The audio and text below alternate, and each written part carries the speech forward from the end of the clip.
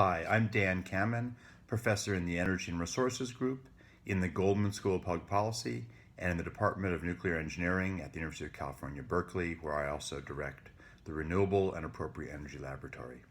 I'm sorry I'm not with you in person, but I am very pleased to be able to offer this statement and my thoughts about how we can achieve a decarbonized national and global economy at this meeting.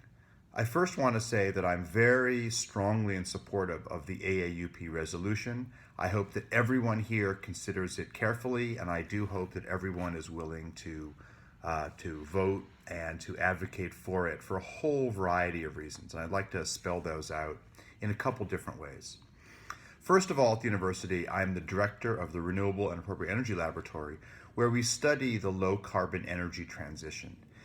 The work that we're doing in this area is equally balanced between efforts to look at on-grid, large-scale solutions, studying the power system of the United States, China, Mexico, the European Union, and the Scandinavian countries. And also at the same time, we study off-grid and small-scale technologies, such as the rise of pay-as-you-go solar and hydropower resources at the small scale in Kenya, Nicaragua, Malaysia, and Borneo, Myanmar, Burma, a variety of places where we're looking at this at the scale of individual decisions made by households and small communities.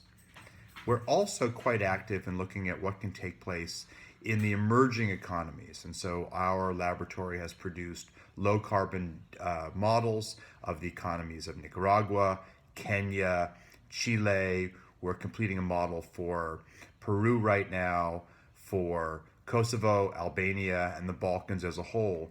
And across all of these models, there's a very clear result, and that is that we find that low carbon solutions are entirely possible, not by 2050 or 2060, but actually quite a bit sooner than that. The modeling package I'm referring to is called SWITCH. It's a loose acronym for solar and wind integrated with transmission and conventional sources, and you can find it on our laboratory website, rael.berkeley.edu. That's the Renewable and Appropriate Energy Laboratory.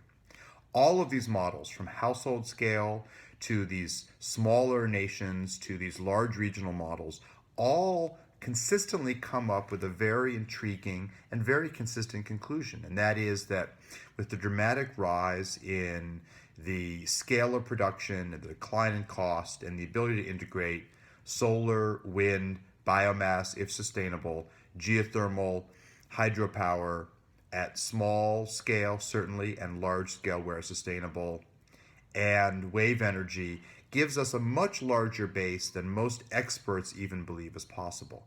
And I highlight that because I've talked to many utility executives who don't even realize what the price drops have come to. Last week at the Clean Energy Ministerial in San Francisco, the ministers of Peru, Chile, Kenya, all got up and indicated that projects going in their countries were under 4 cents per kilowatt hour for wind and for solar. And I want to repeat that, under 4 cents per kilowatt hour for solar and wind projects. These are real projects at utility scale, and that is a game changer in terms of the generation assets needed to allow us to push towards this clean energy transition that we so need. Those stories are complete with the rise of energy storage, the use of geothermal energy, fuel cells that can provide process heat as well as electricity. We have an expanding base. But it's hypocritical to decarbonize our electricity systems and not decarbonize our financial systems. And on this point, students are quite simply out in front of most of the faculty and most administrators around the country.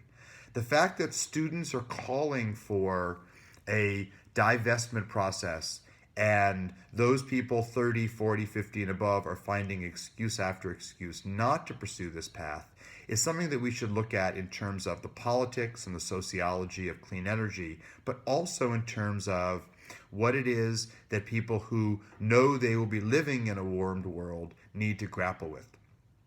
The AAU position highlights a number of these features. It recommends and advocates, in fact, that administrators should oversee reductions to be as aggressive as possible.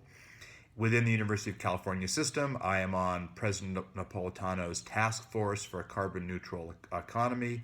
Our goal for the University of California as a whole is to become carbon neutral, not by 2030, not by 2050, but by 2025. We have a long way to go to get there, but there is a system-wide plan to get there, and it's over 500,000 people. It's a significant element in the seventh largest economy in the country. It sets a message for how we can get this done.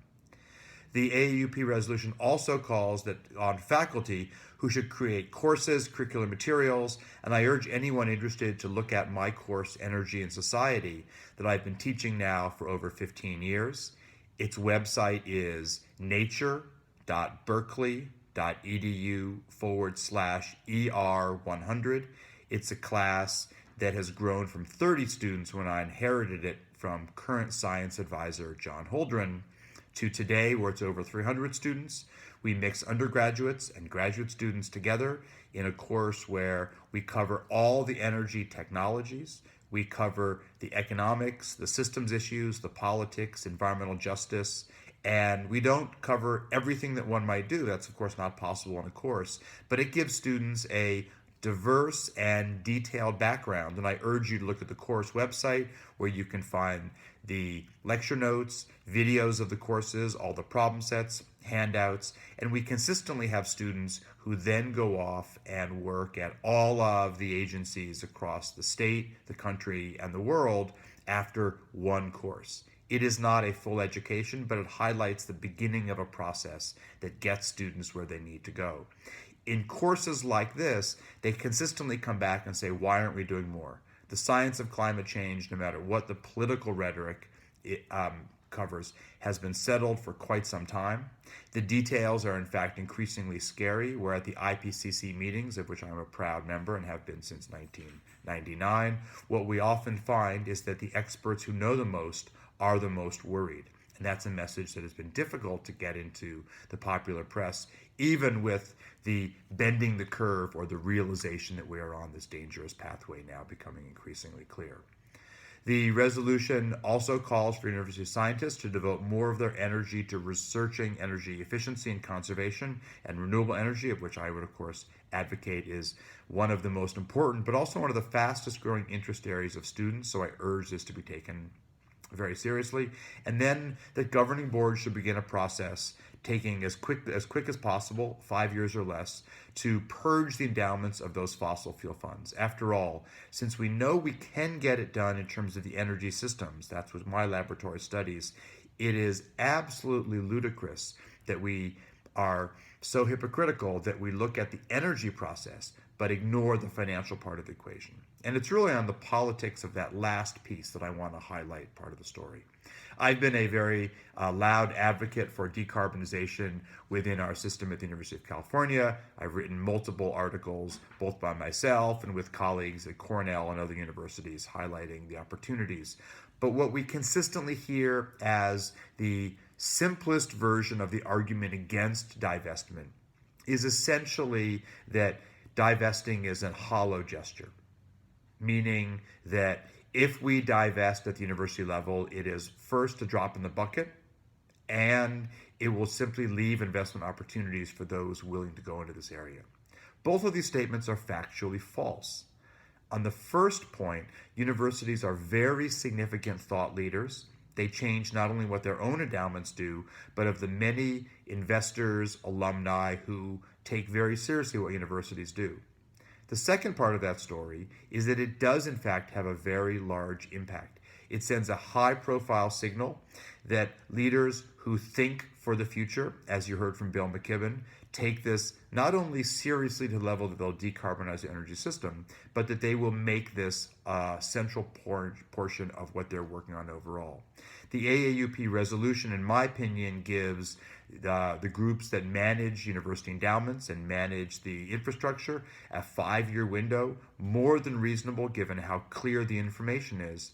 And they also highlight the degree to which we need to catch up with the strong advocacy we're hearing from our students. So I join the call and urgently ask all of our colleagues to promote these measures on their campuses and where information is needed to make these into both research projects and to engage with students, alumni, and the managers who know so clearly today that this is a possibility that only takes our action. So I would like to thank you for your patience, for listening to a video message, and I urge us to make this a serious part of our ongoing endeavor to make the planet both sustainable energy-wise and livable for all of its residents. Thank you very much, and I hope you enjoy the conference.